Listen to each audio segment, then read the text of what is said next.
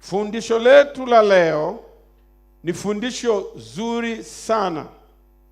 Ni fundisho ambalo mimi linanifurahisha mno, kwa sababu ni fundisho ambalo linanihakikishia kwamba karibu sana Yesu anarudi.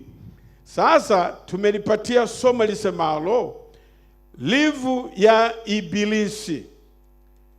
Je, atamwachia nani madaraka yake? Ilikuwa mwaka 1969 Juni 20, nilikuwa nikisoma kwenye seminari Zimbabwe. Wengine wanasema 69, labda hata baba yako mama walikuwa hawajazaliwa. Haleluya. Wakatuita wanafunzi tulioko tukisoma, wakasema leo kuna kitu ambacho hakijawahi kutendeka katika dunia hii. Tarehe 20 Juni mwaka 1969 tukaenda tukakuta wametuwekea chombo, runinga, TV kwenye chumba.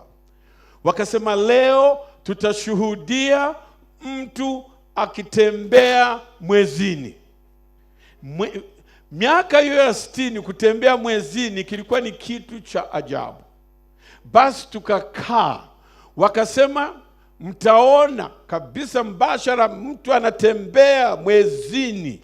Yaani tukajishika, tukasema sasa kweli huyu mtu atatembea mwezini? Yaani tukaona chombo kikatua mwezini, watu wakatoka wakatembea, wanatembea na sisi tunashangilia. Tunasema haya ndio maneno Danieli aliyosema.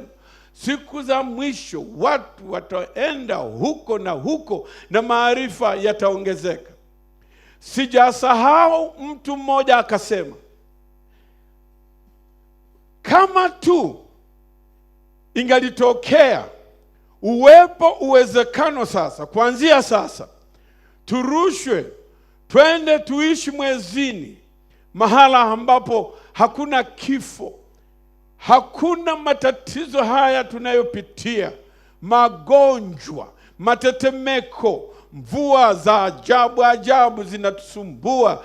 Akasema kama tungalienda mwezini tuishi milele na milele na tumwachie shetani dunia hii. Nikamwangalia na mimi nikijua kwamba hayo maneno ni matamu, ni mazuri, lakini haiwezekani. Sisi ni wa hapa tu. Hawa watakwenda, watarudi. Na kweli walirudi. Wamerudi, wameishi, na karibu wote wamekufa waliotembea kwenda mwezini. Na leo nina habari njema. Hatutaenda kuishi mwezini, lakini Mungu ana mpango maalum. Sasa tuangalie somo la leo. Ibilisi huyu, kuna livu inakuja mbele yake, na tunasema atamwachia nani madaraka yake? Ufunuo 15, tunaposoma Ufunuo 15 fungu la kwanza, tunaona matokeo yatakayotokea katika dunia hii kabla ya Ibilisi kupewa livu kwenda likizo yake. Kwa hiyo tusome Ufunuo 15 fungu la kwanza. Nasema hivi: kisha Yohana sema, kisha nikaona ishara nyingine katika mbingu iliyo kubwa na ya ajabu, malaika 7 wenye mapigo 7 ya mwisho, maana katika hayo ghadhabu ya Mungu imetimia. Hayo mapigo yatatokea kabla ya mambo ambayo yatampelekea Ibilisi kwenye likizo yake.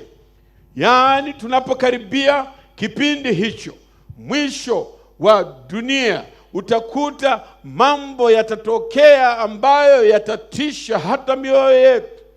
Majipu hayo saba, mapigo hayo saba ni kama haya. Jipu baya litatokea. Damu baharini na bahari zitabadilika kuwa damu. Damu, mito na ziwa na mito itabadilika na kuwa na rangi ya damu. Jua, na inasemekana, Biblia inasema jua likawa kali, likaunguza watu, ni kama litatukanga. Alafu pigo la saba, giza juu ya mnyama. La sita, maji yakakauka katika mto wa Frati, na umeme, mwisho wake kukatokea na umeme na tetemeko, mpaka watu wakatishika, tetemeko ambalo halijawahi kutokea. Yaani Biblia ni kama inatupatia barabara na alama za kila kitu ambacho Mungu anataka kifanyike. Swali sasa linakuja, je, kutatokea matokeo gani ambayo yatafunga kazi ya shetani na kumpatia likizo?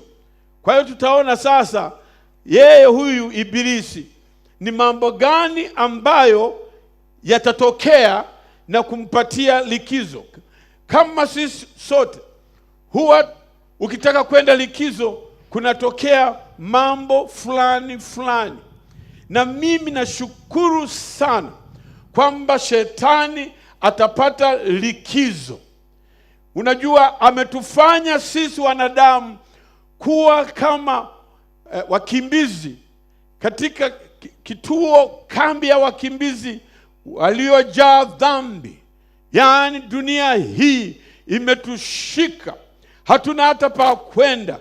Ukigeuka huku magonjwa, ukigeuka huku matetemeko, ukigeuka huku mvua za ajabu ajabu, ukigeuka huku labda njaa. Yaani mambo mabaya yanatokea, vifo vinatokea, watoto wanazaliwa wakiwa hivi. Yaani kila kitu kinaonyesha kwamba dunia hii imechoka, na shetani lazima aende likizo hii, kwa sababu hatutaendelea hivi mpaka lini? Na Biblia inasema jipe moyo, shetani karibu atapata likizo ambayo itamtoa kabisa katika dunia hii aweze kustarehe na likizo yake. Sasa tusome Wathesalonike wa kwanza 4 fungu la 16 na 17. Wathesalonike wa kwanza 4 fungu la 16 na 17.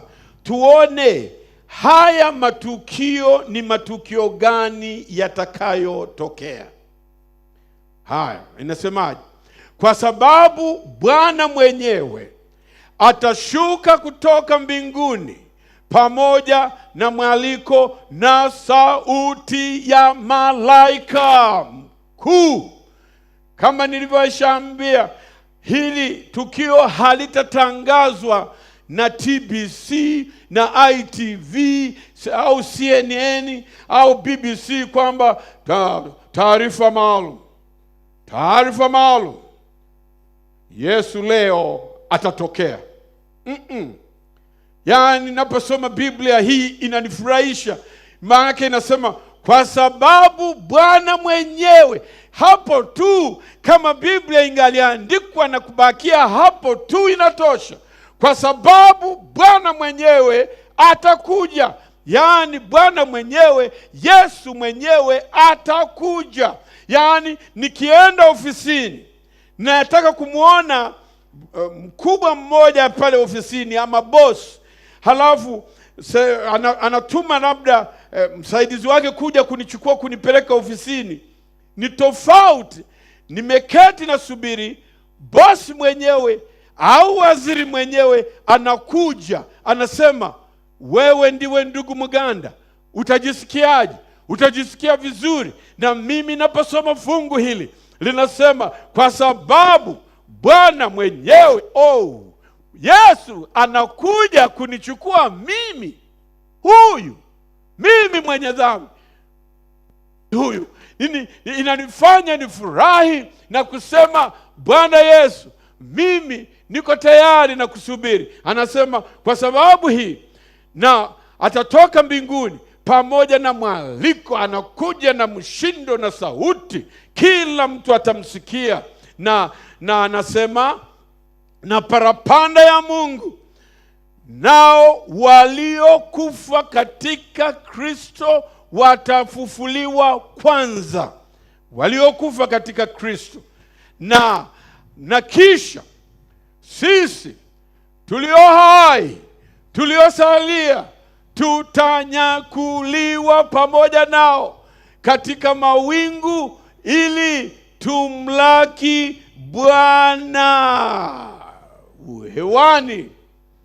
Ninaposoma hapa napiga picha, Yesu anatokea, tarumbeta zinalia, watu tunainua vichwa juu, tunashangaa, nini hiki? Ndicho tumekuwa tukingojea.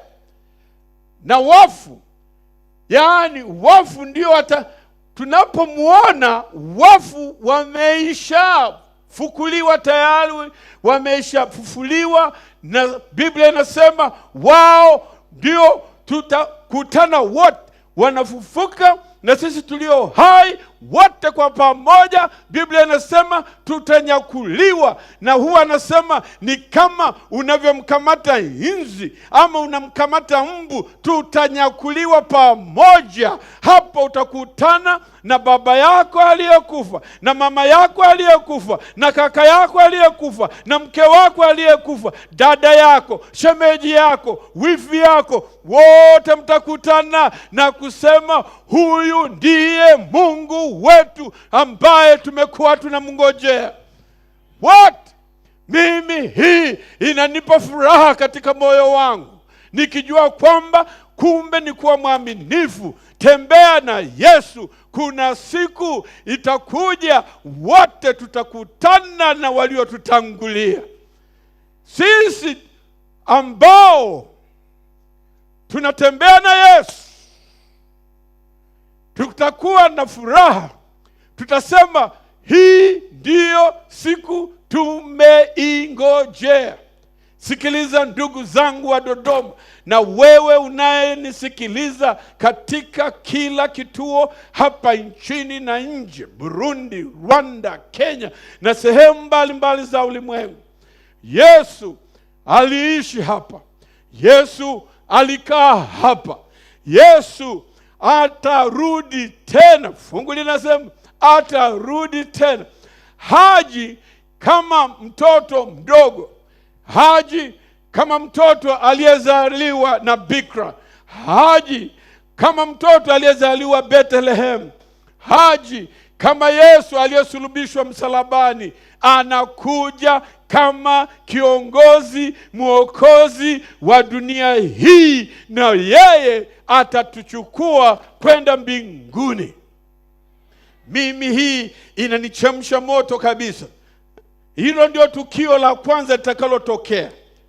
Watakatifu waliokufa wanafufuka kwanza, halafu wale walio hai wanakutana hewani.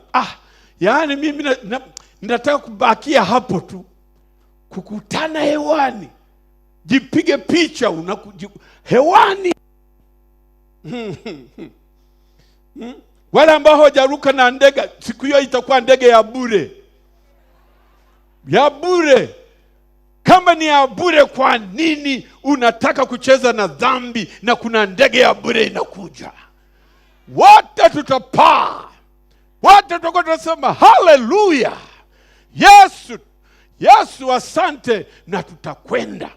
Hilo ndio tukio la kwanza litakalotokea. Huo ndio ufufuo wa kwanza. Yesu anarudi, halafu ufufuo wa kwanza unatokea. Yaani unakuta kwamba Yesu akirudi tunafufuliwa, halafu waovu nao wana ufufuo wao. Mungu hachanganyi makundi haya mawili. Waovu walio hai, Biblia inasema watauawa. Watauawa kabisa walio hai. Wale ambao ni waovu watabaki makaburini. Hakuna mtu mbinguni mwovu, wote wako makaburini. Yesu akija, watakatifu wanakwenda, waovu bado wanabaki pale. Ndivyo tunavyoambiwa hivyo. Sasa watakatifu wanakwenda, dunia inabaki kuwa ya giza tupu. Miji yote inaharibiwa, mabarabara yote yanaharibiwa, kila kitu kinaharibiwa. Yaani hakuna kitu kitakachobaki. Itakuwa kitu cha kutisha. Tusome sasa Ufunuo 20 fungu la kwanza na la pili. Usikiliza inavyosema.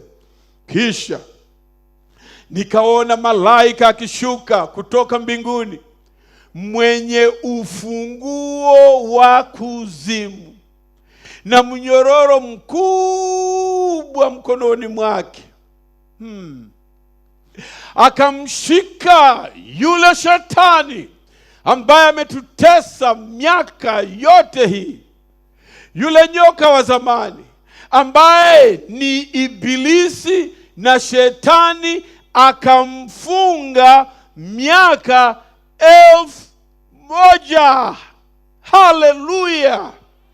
Na sikiliza, ninaposema kisha nikaona malaika anakuja, anamshika huyu shetani, anamfunga na mnyororo.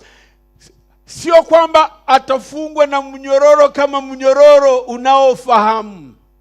Mnifuate vizuri. Unaposoma kitabu cha Ufunuo, kinazungumza na ishara na mambo mengi namna ile. Kwa hiyo ni lazima usome, uchimbe, uelewe. Inaposema akashikwa, akafungwa na mnyororo, maana yake ni kwamba shetani, mambo aliyokuwa akiyafanya sasa hayapo. Watakatifu wameenda mbinguni, waovu wako makaburini. Amebaki peke yake, ni kama amefungwa mnyororo.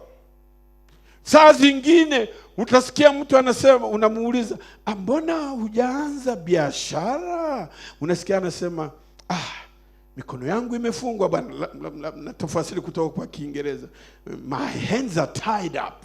Yaani mikono yangu imefungwa. Ni kweli imefungwa? Haikufungwa, ni usemi.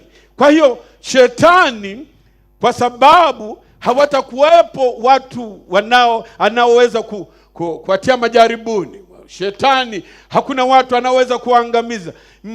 Mtu mmoja ameandika, anasema kwamba shetani anafanya kazi kuliko mtu yeyote hapa Tanzania. Linachapa kazi saa 24 kwa siku 7. Shetani halali, yuko busy. Sasa watakatifu wakitoka, waovu kaburini, shetani hana lake. Anakuwa sasa kwenye likizo ambayo ni ya kulazimishwa. Hana chochote, linakaa tu limenuna. Hakuna wenye dhambi, atajaribu kufanya chochote, hakuna. Linakaa tu, linaangalia, linanuna, tena lina sura mbaya. Nuna, hamna chochote, ana upweke, yuko peke yake. Dunia ni giza, hakuna imekaa, hakuna chochote, anabaki pale na mambo yote yanakwisha, anakuwa kama amefungwa. Ndiyo maana yake hiyo. Na sasa inaanza ile miaka 1000. Hiyo miaka 1000 katika kikoloni wanaita millennium, maana yake millennium, miaka 1000. Utakuta Biblia inasema miaka 1000, millennium, na miaka 1000 ni miaka 1000. Wote waovu watakaa huko miaka 1000. Shetani liko peke yake. Sijui litakuwa linalia, sijui. Haya, tusome Ufunuo 21 fungu la 2. Nasema hivi: nami, yani Yohana ni kama anaona sinema, anasema nami nikauona mji ule mtakatifu Yerusalemu mpya ikishuka kutoka mbinguni kwa Mungu, umewekwa tayari kama bibi arusi aliyekwisha kupambwa kwa mumewe. Unajua bibi harusi anavyovalia, unajua bibi harusi anavyopendeza. Akitoka ndani ya gari, watu tunajishika, tunasema hata mbaya anaonekana vizuri.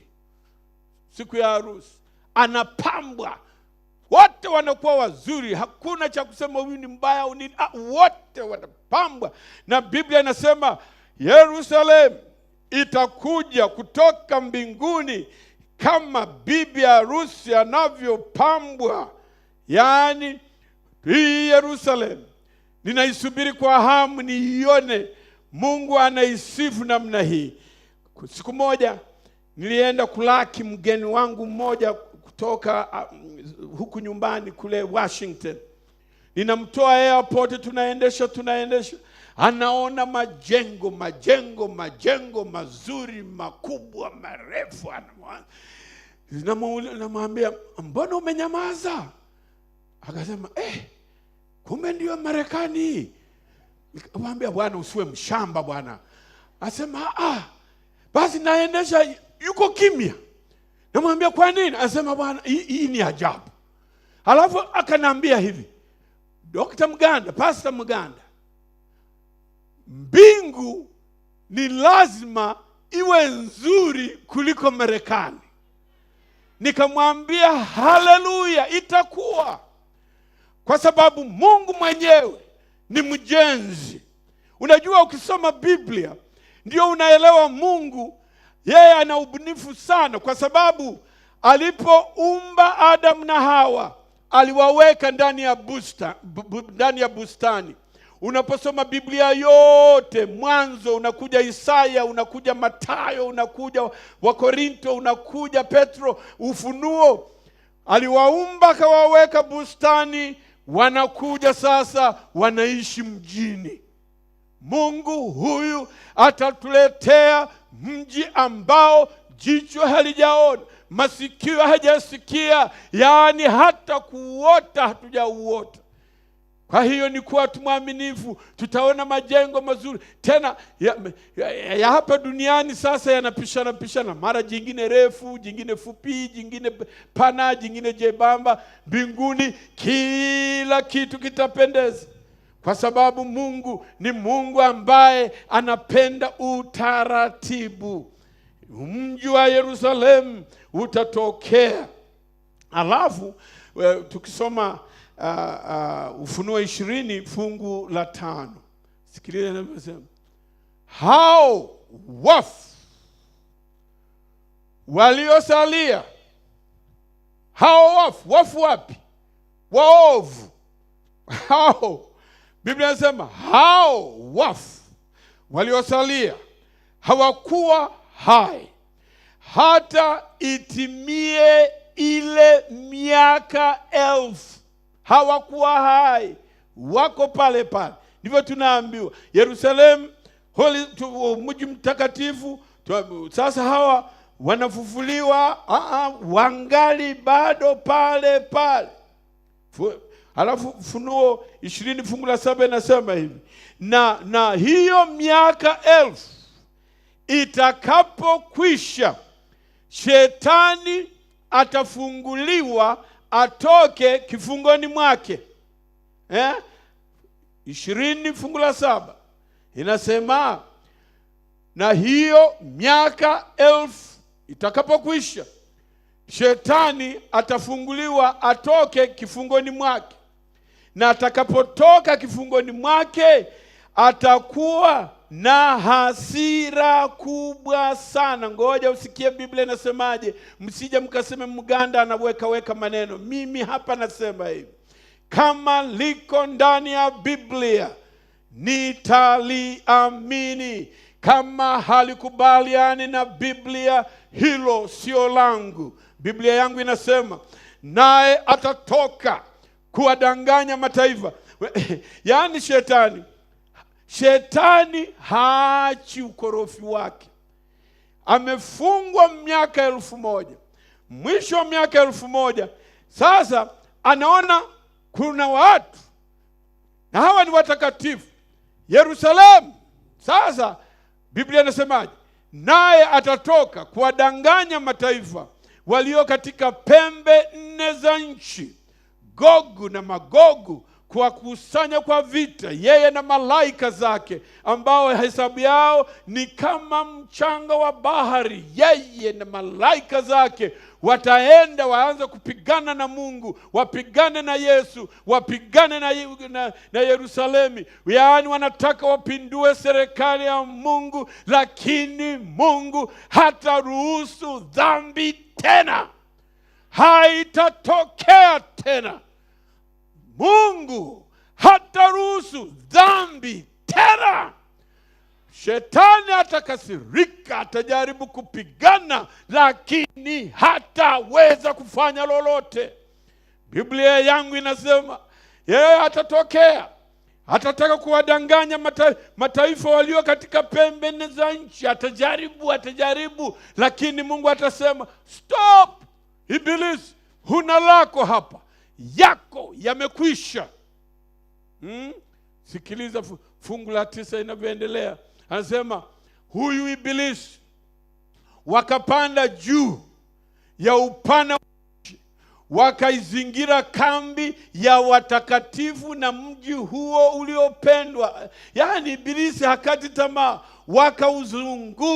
wakauzunguka, lakini hawakuweza kufaulu. Ufunuo 20 fungu la 10 inasema, na yule Ibilisi mwenye kuwadanganya akatupwa katika ziwa la moto na kiberiti. Alimo yule mnyama na yule nabii wa uongo, nao watateswa mchana na usiku hata milele na milele. Yaani mwisho wa Ibilisi utakuwa umefika. Haleluya! Yesu anasema Ibilisi atakuwa amefikia mwisho. Sasa wengine pale ukisikia milele na milele, unafikiri wataungua milele na milele.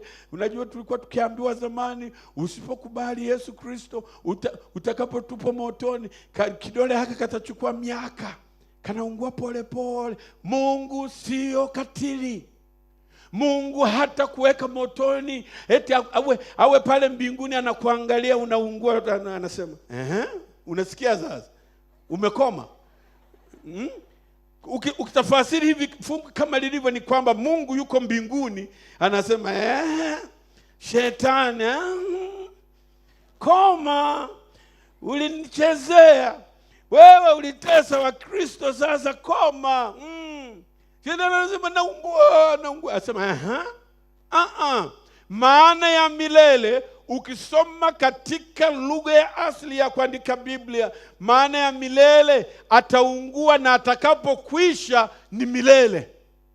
Ninaweza kusema, mtu anaweza kusema, mganda utakuwa hapa Dodoma mpaka lini? Naweza kusema milele. Lakini ikifika tarehe ya kuondoka, milele yangu inafanya nini? Inakwisha. Ni kuungua mpaka atakapoteketea. Ndio maana ya milele. Mungu sio katili. Mungu hawezi kuweka kwenye moto na kukuangalia pale unaungua eti miaka yote. Maana yake ukitafasiri vibaya ni kusema utaungua miaka yote. Hapana, utaungua, na ukishaungua milele hiyo imekwisha. Haleluya. Ndugu zangu, kisha Yohana ona mji huu mpya. Sasa Ibilisi kama inavyosema amechomwa, amekwisha. Mnyama wale ambao walichanganya mambo ya uongo katika Biblia, katika nabii, na watateswa mchana na usiku mpaka mwisho wake.